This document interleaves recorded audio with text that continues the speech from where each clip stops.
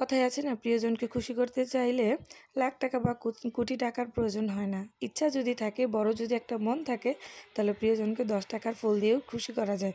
যেমনটা আমার হাজব্যান্ড আমার জন্য করেছে, সেটাই আজকে আমি আপনাদের সাথে শেয়ার করব। হাই, আমি ঋতু। আসসালামু আলাইকুম। এসেছি ঋতুস রিয়েল চ্যানেল থেকে। আশা করি আমার ভিডিওটি আপনারা সম্পূর্ণ দেখবেন এবং লাইক, কমেন্ট, শেয়ার করতে অবশ্যই ভুলবেন না। আজকে আমি আপনাদের সাথে শেয়ার করব আমার হাজব্যান্ডের অদ্ভুত কিছু কর্মকাণ্ড নিয়ে। আমি তো খুবই সারপ্রাইজ হয়ে গেছি তার কর্মকাণ্ডে। গত রাতে হঠাৎ করে সে আমার জন্য বিরিয়ানি নিয়ে আসলো। এনে বলল যে, নাও বিরিয়ানি খাও। আমি বললাম যে, কী উপলক্ষে বিরিয়ানি? আসলে আমরা উমরা থেকে আসার পর থেকে আমার হাজব্যান্ড কেন জানি কোনো বার্থডে সেলিব্রেট করতে চায় না।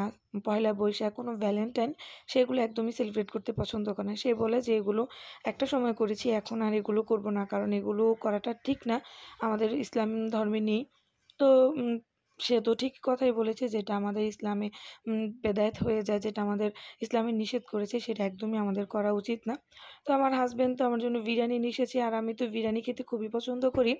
তাই আমি মনের সুখে বিরিয়ানি খাচ্ছিলাম একা একাই, কারণ সে বাইরে থেকে খেয়ে এসেছে আর আমার জন্য নিয়ে এসেছে। সে অবশ্যই সবসময় চেষ্টা করে আমাকে নিয়েই বাইরে যাওয়ার, কিন্তু কোনো কাজের ক্ষেত্রে বা কোনো কলিগের সাথে যদি সে বাইরে খায়, তাহলে সে অবশ্যই খাবারটা আমার জন্য বাসায় নিয়ে আসে।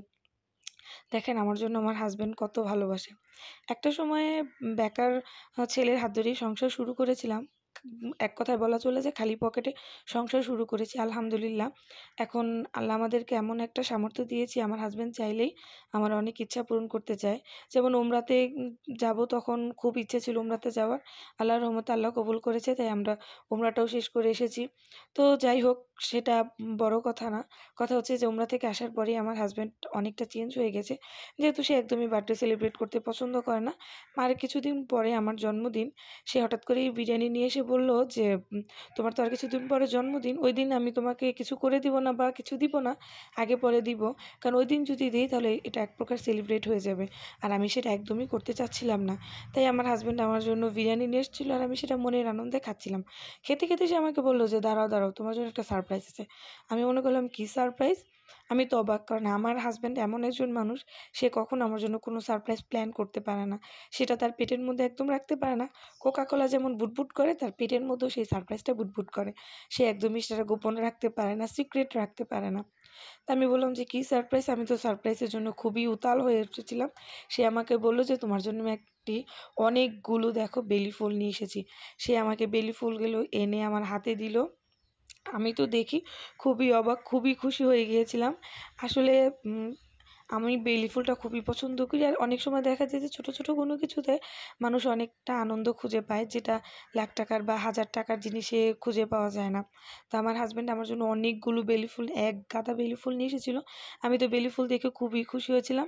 বললাম যে, একটু ঢং করে যে, তাহলে আমাকে একটু বেলি ফুলগুলো হাতে পরিয়ে দাও। আমি আমার ভিউয়ারদের সাথে একটু ভিডিও শেয়ার করব। বলার সাথে, সাথে সে আমার হাতে বেলি ফুলগুলো পরিয়ে দিয়েছিল। আর যেহেতু সে আমার বার্থডে সেলিব্রেট করবে না, তাই আর কি করার? তাহলে আমার এইটুকু আবদার তো সে রাখতেই পারে। তাই আমার হাসব্যান্ড আমার হাসব্যান্ড, আমরা দুইজনই একটা সময় আমাদের জীবনের সাথে অনেক স্ট্রাগল করেছি। এখন আলহামদুলিল্লাহ, আলহামদুলিল্লাহ, আলহামদুলিল্লাহ, আল্লাহ আমাদেরকে অনেক ভালো রেখেছে। এখন আল্লাহ আমাদের এমন একটা অবস্থানে এনেছে। হ্যাঁ, যদিও আমরা কোটিপতি না, মনের দিক দিয়ে আমরা অনেক কোটিপতি, টাকা পয়সার দিক দিয়ে যদিও আমরা কোটিপতি না, কিন্তু আলহামদুলিল্লাহ আল্লাহ আমাদের যে অবস্থানে এনেছে, আমার হাসব্যান্ড চাইলেই আমার অনেকটা ইচ্ছে সে পূরণ করতে পারে আল্লাহ থেকে, তাই সেই তৌফিক দান করেছে। তো যাই হোক, আমার কাছে খুবই ভালো লেগেছে, খুবই ভালো একটি মুহূর্ত আমি কাটিয়েছি। তাই সবসময় চেষ্টা করি আমার ভালো কিছু, খারাপ কিছু আপনাদের সাথে শেয়ার করার জন্য। তাই আমি এই ছোট্ট ব্লগটি আপনাদের সাথে শেয়ার করলাম।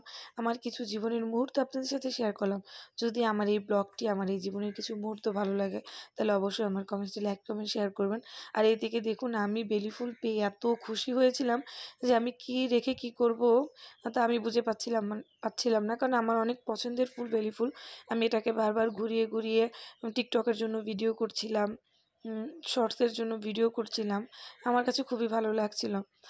আমার কাছে এত পরিমাণ ভালো লেগেছিল যে আমি চাচ্ছিলাম না যে বারবার হাতানোর পরে বেলি ফুলগুলো যেহেতু কালো হয়ে যাবে, তাই আমি বেলি ফুলগুলো খুব আলতোভাবে সুন্দর করে হাতে নিচ্ছিলাম, ভিডিও করছিলাম।